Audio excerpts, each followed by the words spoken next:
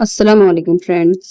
आप मेरे चैनल पर पहली बार आए हैं तो मेरे चैनल को ज्यादा से ज्यादा सब्सक्राइब करें। सब्सक्राइब करके मुझे सपोर्ट करें और बेल आइकन का बटन दबा दें ताकि आने वाली वीडियो की नोटिफिकेशन आप तक पहुंच सके।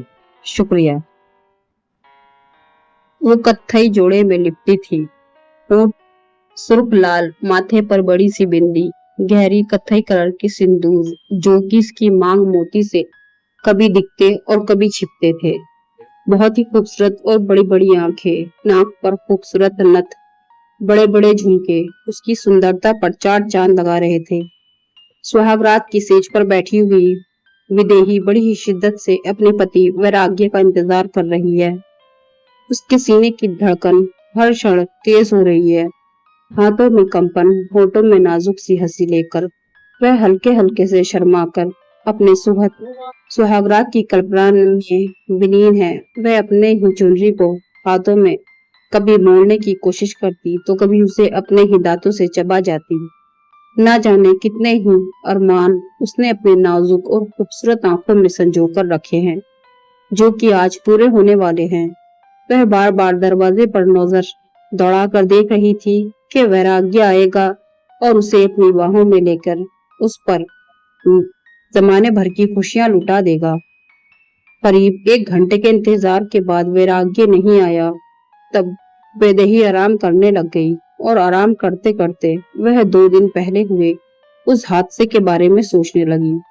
2 दिन पहले उसने वैराग्य के बारे में अपने घर बताया था। वो वैदेही के पापा ने साफ रिश्ते से इनकार कर दिया। वैदेही के पापा कौशल, मैं उस लड़के से मिल चुका हूँ। ना उसकी शक्ल है, ना ही उसके कपड़े सही होते हैं। कहीं से भी तुम्हारी बराबरी के लायक नहीं लगता। और कौन सा इंटरव्यू देने वाला था वो सेल्समैन का। पूरी जिंदगी तो उसकी टारगेट अचीव करने में निकल जाएगी। मैं तुम्हारे लिए वह कुछ नहीं कर पाऊंगा। मेरी बात मानो बेटा, तुम्हारी जिंदगी नर्क बन जाएगी उसके साथ। और वह उसकी माँ, उसकी भी नीयत तुम पर सही नहीं है बेटा। वह तुम्हारे पैसों से प्यार करता है क्योंकि उसे पता है कि तुम जीती जागती मशीन हो पैसे कमाने की।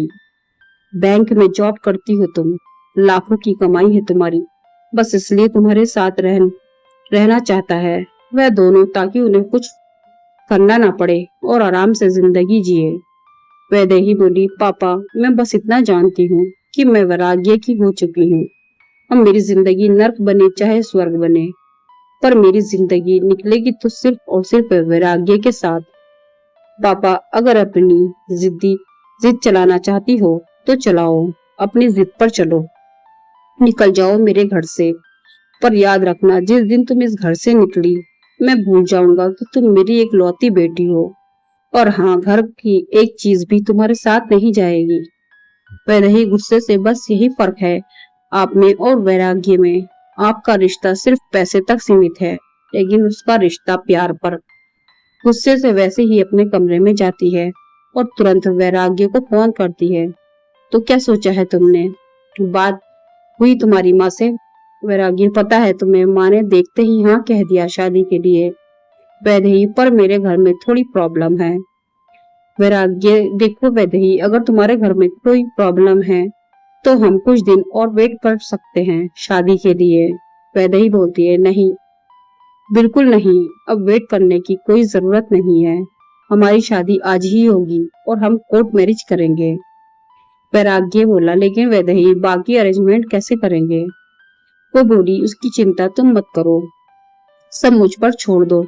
कोर्ट मैरिज के लिए 2 लोगों की जरूरत होती है, एक मैं ले आऊंगी और एक तुम ले आना। वैराग्य, अपनी सुहागरात के दिन कहाँ था और वैदेही ने इतनी जल्दबाजी में उससे शादी क्यों की? और क्या सच में वैराग्य उसके पैसों के पीछे पड़ा था?